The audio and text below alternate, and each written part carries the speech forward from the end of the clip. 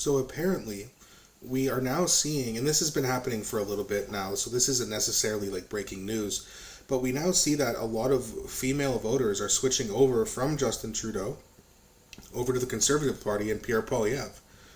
Now that's interesting because generally speaking, this is not an insult or I'm not throwing shade at anyone, but most of the time a woman votes, it's for a Liberal. Generally speaking, they're more liberal. Not all of them, some vote Conservative, but now you are seeing women who vote for Liberals. They voted for Justin Trudeau all 3 times, and they are now switching over to Pierre Poilievre. The reasons for that? Well, I think a lot of the reasons that, I've literally met women who told me that the reason they voted for Justin Trudeau is because they think he's attractive. Now, I don't think that that's a good reason to vote. I think a very big issue that we have is that everyone is allowed to vote. And again, not saying like we should be excluding females or anyone by their race or sexual orientation or anything like that. But a big issue that we have here in Canadian politics and American politics is that we have a lot of people who are voting and they're low IQ or single issue voters. So, I want Justin Trudeau to win because I think he's attractive. Well, that's a single issue, and it's not even an issue. It's just a preference that you have, which really has nothing to do with the leader of the world, right? But then again, American men did that too in 2008. A lot of them voted for John McCain because they thought Sarah Palin was attractive, right? So both sides do it. That being said, it is very interesting though that generally speaking, even though women vote Liberal, they are moving over to the Conservative Party of Canada. And again, I've mentioned this before, the Canadian Conservative Party is not nearly as conservative as the Republican Party, and Canadian Conservatives are still very socially, liberal socially. So it's not like these women are going from the left to the far right. They're just going over from the far left to leaning right. Right, and a lot of people are kind of sick of him, of course, with the convoy and the lockdowns, the way he handled the pandemic, housing prices, inflation, taxes. There's so many things that he just hasn't gotten done. He's saying in Parliament he's going to get it done now, but it's too late, Justin. Give me a break.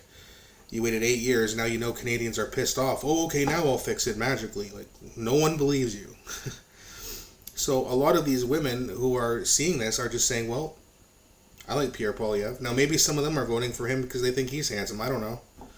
But again, on a side note, I do think that we should kind of reform voting so that you don't have any issues with single issue voting as well as low IQ voting. How you do that, there's many different ways to do it, whether you make someone be involved in politics even at a low level, or they take some sort of IQ test, whichever. And again, I'm definitely open to the ideas. Let me know what you think in the comments section, because I'm very curious to hear what you guys think. And do you agree with me? Do you think that voting needs to be reformed? And if you do, how do you think it should be reformed? Also, do you think that women are going to continue to move over to Pierre Poilievre? Or do you think they're going to maybe move back to Justin Trudeau, especially if he kind of enacts a universal basic income program to kind of buy people's votes? Because that will get men and women to vote for Trudeau. Way more than he should get. Will it be enough to persuade people to give him the control for another 4 years? I doubt it. But you never know. There's a lot of people out there who are desperate financially partly because of the Liberals, and they'll take the money.